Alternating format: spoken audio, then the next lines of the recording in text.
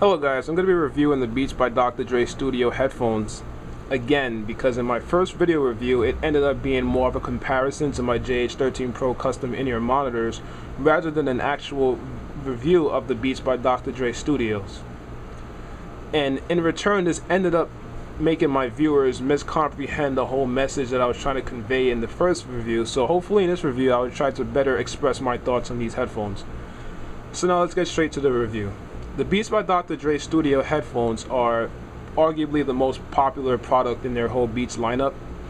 These headphones are over-the-ear noise-canceling headphones, and the noise-canceling feature of these headphones are rated to block out about 15 decibels of ambient noise in the vicinity of where you're at. So these are great headphones if you're going to be taking them outside in the train or you're in the city streets or whatever like that. You'd be able to fully enjoy your music without anything else interfering. To power the noise cancellation feature, it requires two AAA batteries. Also, the AAA batteries are there to power the built-in amplifier that is inside these headphones. The reason why Monster decided to install built-in amplifiers inside the headphones is because they acknowledge the fact that today's MP3 players or portable media devices, simply their amplifier circuitry will not provide the recommended amount of electricity or current to properly power these speakers. So in return, you could be listening to these headphones and their speakers not at their full potential.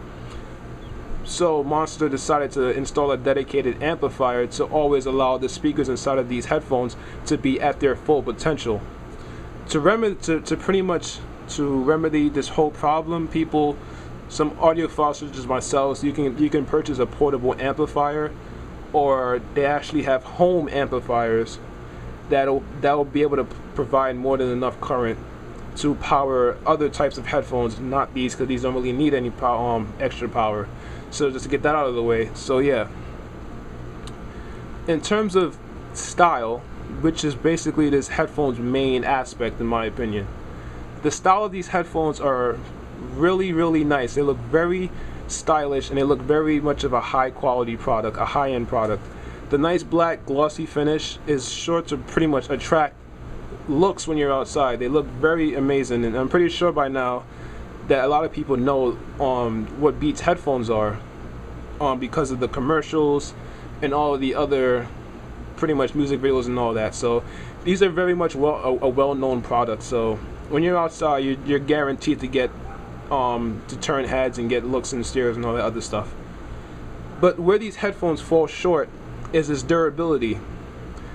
The headphones look as if they're a high-end product, but when you finally hold and feel them, they feel very cheap and as if they were a toy.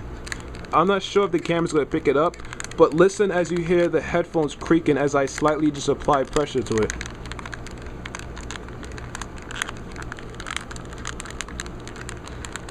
If you can hear those creaking noises, this is a sign of a poorly constructed product.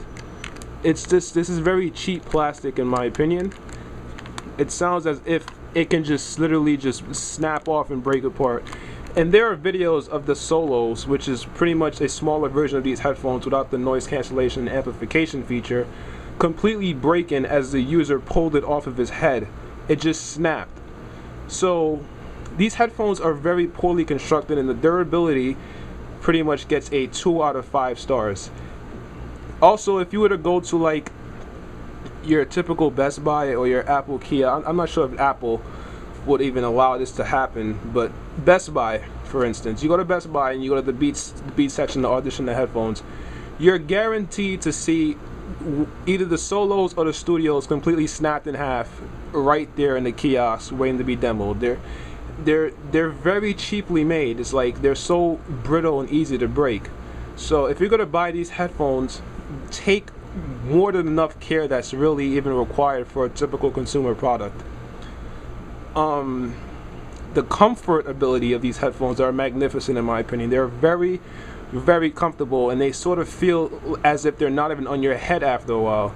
But the thing is, the ear pads, they're very... Monster says that they have them ventilated, but in my opinion they're not ventilated at all, because eventually the ear pads start to heat up on your ears and your ears will begin to sweat, but this is on very warm climates or warm environments. This will happen, but that's the only downside to that. The comfort is that the ear pads will make your ears warm. So now that we have that, also wait, for the comfortability, the headphones can extend to accommodate for your specific head size if you need that. This is metal, just in case. This is not painted plastic or whatever. This part, it feels very durable. Doesn't feel like it will break off or crack or whatever. Also, the headphones can fold from this area, so it feels robust in this area. But for the whole headphone itself, it just feels cheaply made. All right. For the most important aspect of this review, it's the sound quality, and we're going to be getting into that now. I'll start off with the bass. The bass frequencies for the Beats by Dr. Dre Studios are they're slightly elevated above other frequencies, and this allows the headphones to sound exciting and full of dynamic presence and all of that other stuff. The bass is fairly detailed and it's fairly textured, and it has a lot of impact. And it has minimal to mild roll-off. And if you don't know what a roll-off is when as the bass extends lower into the sub-bass region, it loses its volume intensity. Volume intensity, sorry. These headphones really have mild roll-off, so as it extends into the low bass, it kind of keeps its volume intensity from the mid bass and up. So in terms out of 5 stars, I give the bass performance a 3.5 star. The mid-range performance of the Beats by Dr. Dre Studio headphones, and in my opinion, the mid-range is the most important frequency because that's where the human voice lies. In the mid-range, the voices, they sound clear and somewhat detailed, but it's just that they sound artificial because of the boosted treble, and this leads to a more sibilant presentation. If you don't know what sibilance is, it's when the letters S, T, and ST and basically other letters, that when those letters are emphasized a bit too much, and it basically leads to listening fatigue, and it actually just takes away from the realism in the voices. And unfortunately, these headphones have sibilance. It has sibilance at a level that it really gets to me, and it annoys me as I listen. But like I said before, the mid-range is fairly detailed, it's fairly smooth, and it's clear, but it's just that the voices sound artificial. But for other instruments, it'll make them more lively because of the sibilance. But I've heard speakers that were able to not show any sibilance, but also allow the instruments to come across as lively as well. So out of 5 stars, I'd give the Beats by Dr. Dre Studios mid-range presentation a 3 out of 5.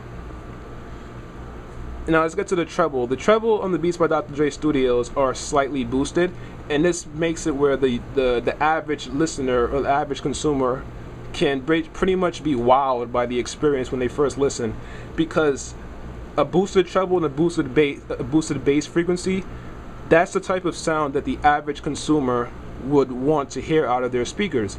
So that's the type of sound that these Beats by Dr. Dre Studios will give you, and it's a very exciting sound at first, but eventually you're gonna grow tired of it if you know how the instruments in real life are supposed to sound. Listening to these, eventually it's gonna get on your nerves, and it's going to annoy you, and it's gonna remind you that there are speakers attempting to reproduce these instruments. The treble is fairly clear and it extends very well, and it's nice and crisp. But like I said before, its presence is too high, basically.